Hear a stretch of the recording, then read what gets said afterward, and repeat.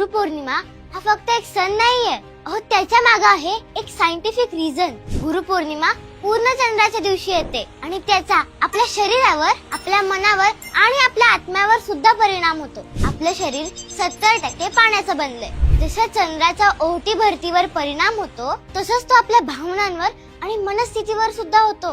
म्हणूनच या दिवशी आपली भावनिक संवेदना किंवा इमोशन प्रचंड वाढलेले असतात. दुसरं कारण असंही आहे की या दिवशी गुरु या ग्रहाची एनर्जी प्रचंड स्ट्रॉंग असते, जी एनर्जी चंद्रावर आणि अल्टिमेटली आपल्या शरीरावर परिणाम करते.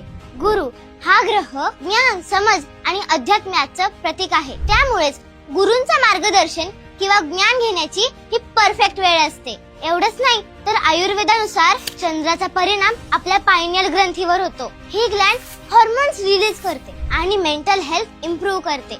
म्हणून गुरुपौर्णिमेच्या दिवशी ही जास्त सक्रिय होते. म्हणजे ध्यान, साधना आणि आत्मज्ञानासाठी सुद्धा हा सर्वोत्तम वेळ आहे.